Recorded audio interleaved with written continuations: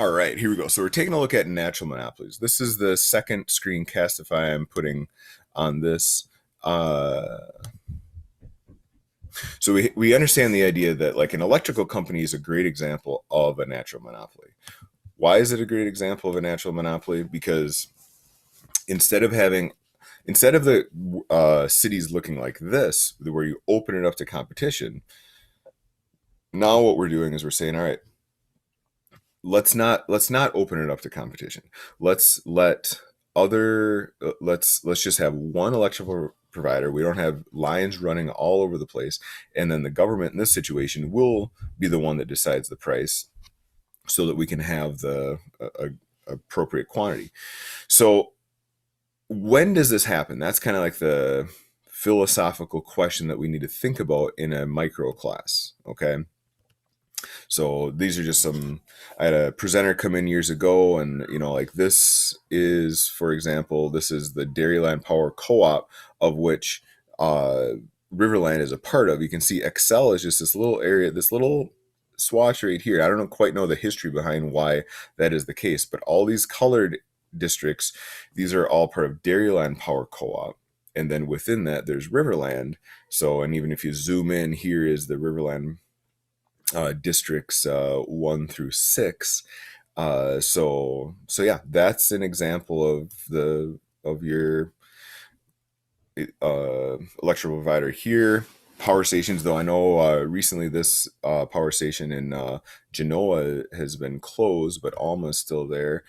Some interesting questions happen here, though, because Excel has its. Let's say you are a big on clean energy. Well, if you are someone that really wants to promote products that are good for the environment, let's say, and you believe in like clean green energy, you can choose a lot of like products that you buy, but you can't really choose your electrical provider. You can send them, you can vote on things. If you're part of the Riverland Co-op, you can let the higher up people know what you think. But ultimately, if you live in a certain part of Onalaska, you don't choose which plugin you're going to do. So you don't choose, oh, I would rather have Excel, or I would rather have Riverland. So that's kind of an interesting thing about it. Now, let's take a look at this. So here's like kind of the nuts and bolts of what we need to understand. You got your side by side monopoly graph and your natural monopoly graph. Now, if I asked you and I said, all right, identify for me the 4 points, or let's do the 3 points here: the socially optimal, the fair rate of return, and the profit maximizing price. Could you do that on both the monopoly and the natural monopoly? Okay, so let's take a look. Can you do that? Okay, now let's think about this for a second. What is happening what is the difference? They're still the same thing. Here's right here, if you can see my cursor, this is your, let's see, take that away. Your monopoly, your profit maximizing price is 10, and the quantity is 10. But on the natural monopoly, where is it? Well, it's still the same intersection. The graphs look different, but it's still the same intersection. The difference is, what is the difference? Think for a second. What is the difference between these two graphs? And that is the key difference.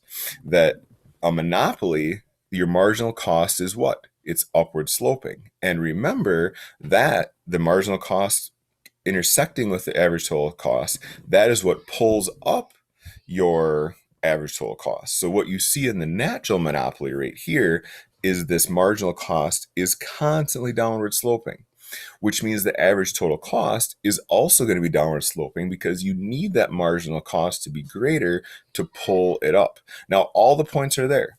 The profit max is right there too. The profit max here is at $6 and a units of 100. It's where MR equals MC, the golden rule. But there's a problem here. What is the problem? Because the government could say, all right, we are going to regulate you at socially optimal for the monopoly, or fair rate of return.